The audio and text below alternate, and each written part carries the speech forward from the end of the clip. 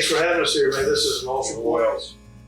So tell us a little bit about Percy, how he would get his materials.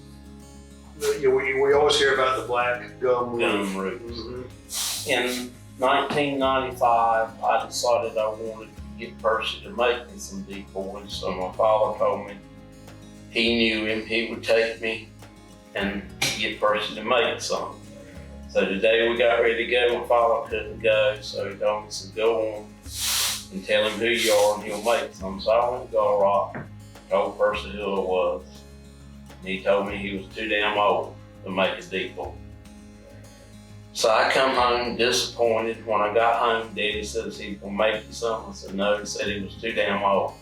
Daddy said get back in the truck. We went back to Kroghie. Daddy stepped up on Percy's porch. Percy come out and says, Charlie, I told you I'm too damn old to make decoys. Daddy reached in his pocket and pulled out $1,500. Said, Percy, I want 3 decoys. He says, damn, I don't think I can do it.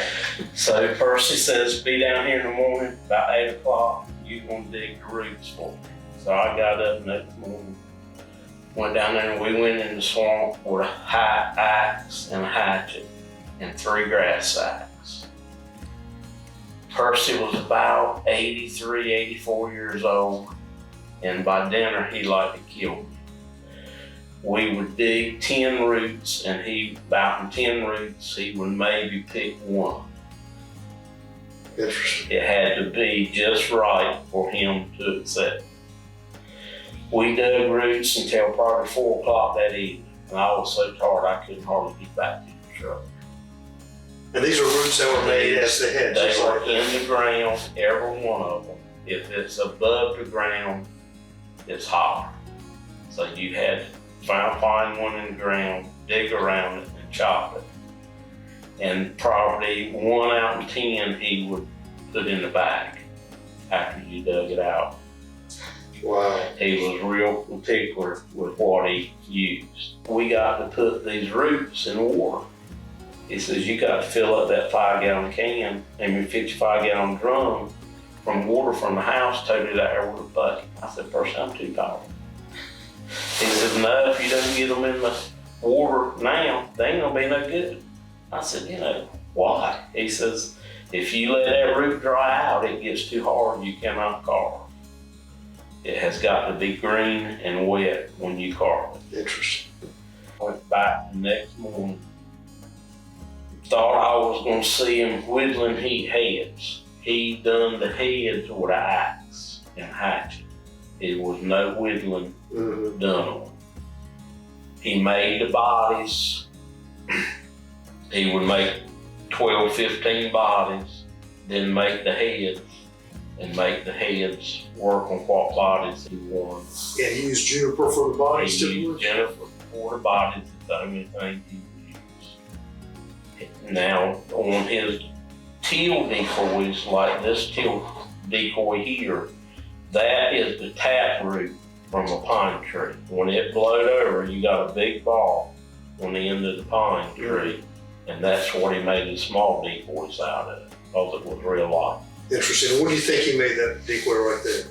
That decoy was probably made in the 30s. It looks to be worn original paint. It looks to be original paint, and he told me when I bought that decoy from him, that was one of the last ones I bought from him, that was used on Lake Mattamuskeet when he got it. Interesting. But this is a true Hyde County black gum root head decoy that was used by Percy and bought from Percy. There's not many around nowadays. Most of them were burnt in wood heaters here in the county because the county people did not think there'd be no value. Yeah. I've never seen a till by Percy. No. The day I bought this one, I bought another one that is smaller. And it don't have the green wing patch on it, but you can tell it's a teal, and they're the only 2 that I know of that's in existence. If Percy knew what this decoy would bring today, he would say the man was complete nut. He would. He certainly would.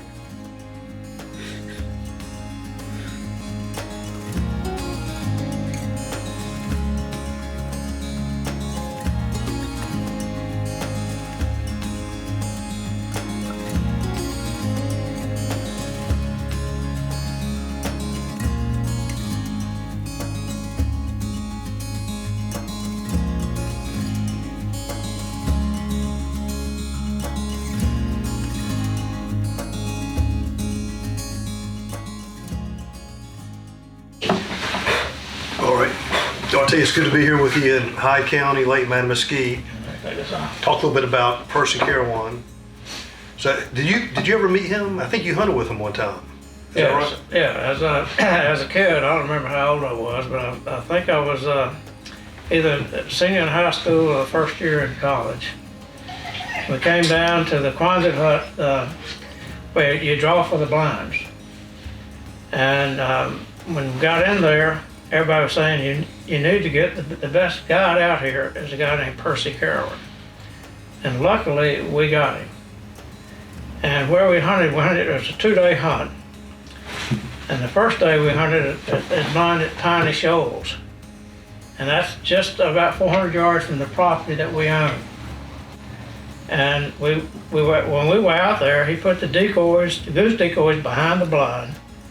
And then he had a few stakeouts around, and we asked him, why are the decoys behind the blind? He says, Sonny boy, he said, the geese usually land about 70 yards to 100 yards short of where they want to land. That'd be right out there where you can shoot. And we said, yes, sir. But anyway, Percy Carawan was just an unbelievable guide, well known. He started guiding in 1937. And I don't know what year, but eventually the guiding service kind of shut down. And he moved to Kitty Hawk, North Carolina. He was a great carpenter, and that's where he worked. And that's where I ended up actually interviewing him for an article I wrote in Decoy magazine in 1994. When Jack Dudley was writing his book on Mattamuskeet waterfowl and decoys, he called me and he said, Kroghie, would you introduce me to Percy Carawan? I said, sure, I'd be glad to. And he said, and I said, Jack, Percy Carawan, the property that we own called Piney Shoals, 400 yards out, you can see where his blind was on the east side, on the southeast side. And let's put him out there, just off our property in the cypress trees and these, put out some of his decoys, get some pictures, and you interview him there. And that's what we did. And so in Jack's book, you see the pictures of Percy Carawan standing out in the water. That's about 10 yards from our property. Wow, right out there. Right out that way. Okay. So what do you like so much about Percy Carawan birds? Is it the heritage of the fact that you hunt here, or is it you just love the form, the grace, the organic goodness of these birds? Some people may disagree with me, but I think probably Percy's goose decoys, they're in the top 2 or 3 goose decoys from North Carolina. I agree. All of them are different.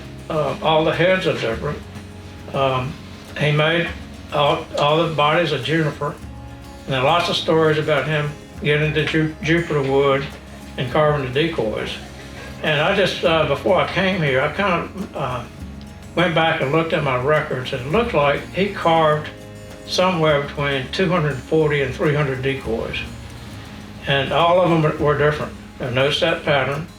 Probably 70% were geese, and then he carved some duck decoys and 4 swans.